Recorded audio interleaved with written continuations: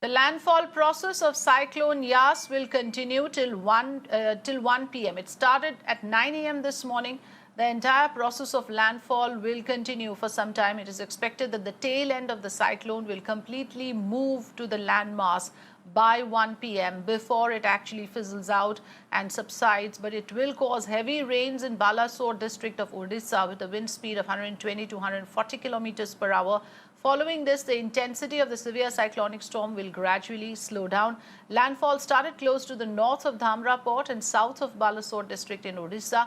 Over 8 lakh people have been evacuated in Bengal and over 2 lakh people in Odisha in view of the cyclone. The NDRF has also deputed the highest ever number of teams this time for both the states, with 52 teams of the National Disaster Relief Force deployed in Odisha and 45 teams deployed in West Bengal for the evacuation process.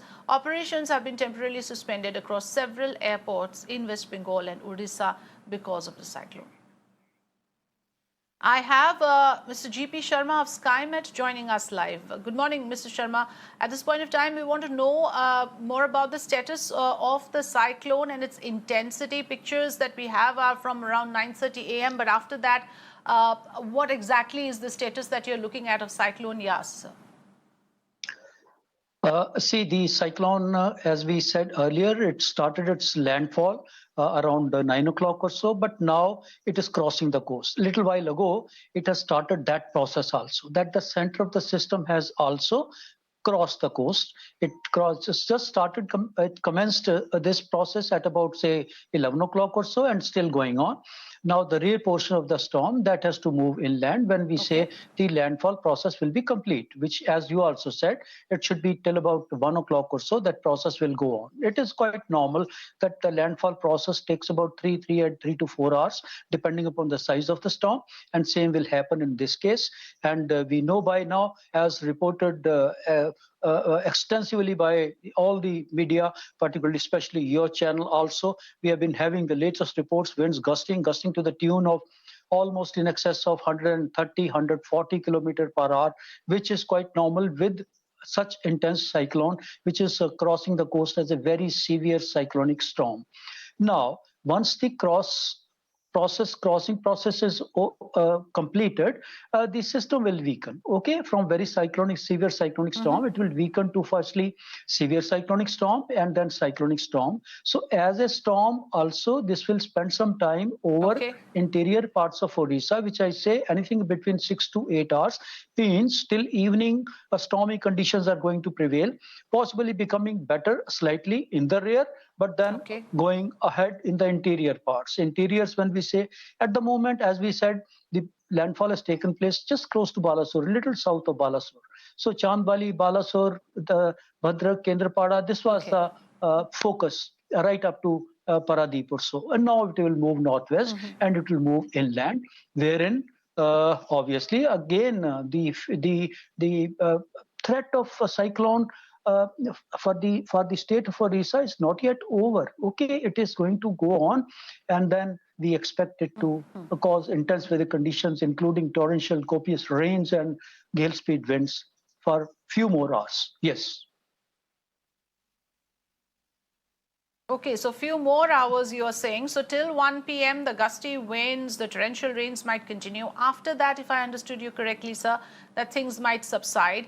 Are you telling us that till late evening today, the winds actually might still be there as a fallout of the cyclone? By when will it completely subside and you expect things to be down to normal? You see, once it vacates this area, when I say vacate, means its intensity becomes a little mild. It's going to continue even in these areas for the day as such till evening, including the locations which I mentioned. That's Paradip, Balasore, Chandipur, Bhadrak, Kendrapada. The only thing is, after the landfall now is complete, it will move inside, wherein further it will go on affecting Jagat Singhpur, Jajpur, and then Angul, Keonjhar, Dhankanal, and then further the interiors, possibly it will go up to Sambalpur also. Okay, so the entire state of Odisha, in different intense form of this cyclone, will experience weather. Most of the time, it's going to be heavy rains, along with the wind speed. You see, even winds in the interiors to the tune of about 80 to 100 kilometer per hour also is phenomenal. Okay, and that's what is going to happen. But then till about evening hours, I will say anything till about between about 6 o'clock, 7 o'clock, we got to watch out, when that is the time when this storm is expected to weaken to a depression and moves over, crosses over from the state of Odisha to neighborhood, that is the Jharkhand area, and even Jharkhand, Bihar, and parts of Chhattisgarh, northern parts of Chhattisgarh. They are in for inclement weather conditions, though on a little subdued note as compared to the state of Odisha, but it's going to carry on there also for few hours, possibly about 6 hours, even over those states also. Along with that, also, since the storm is crossing the coast now, complete northeast India, that also comes under the attack of the cyclone, because the moment it crosses, the moisture, lot of moisture goes over that area, and entire northeast India, especially Sikkim, Arunachal Pradesh, Assam, and Meghalaya. These are the main which also will have extensive rainfall. Also moderate to heavy rainfall. The other states, Nagaland, Manipur, Mizoram, Tripura, they will have. But then all this, the activity, since it is carrying on for the last more than 12 hours now, the cumulative effect of this is ground becomes soggy, the water doesn't go anywhere, it keeps on getting accumulated. These conditions are compounded with the lunar eclipse which we have today. Today is the full moon also, so astronomical tide is there at the moment. So along with tide, lunar tide, and obviously the storm surge is going as high as even about 20 feet or so, 15, 20 feet. That's a big height, almost a two-story building. The waves are dropping from that height. So obviously it's carrying a lot of damaging potential, and I believe already it, as expected, it has disrupted railroad air traffic, airports have been shut, trains have been stopped, transportation is hardly any, cannot be rather, and then we got to wait for this to clear, say possibly, I think, resume the operations only by 12 hours, 12 more hours, yes. Okay, so for the next 12 hours, we got to be careful, and you've given us important details. Thank you so much.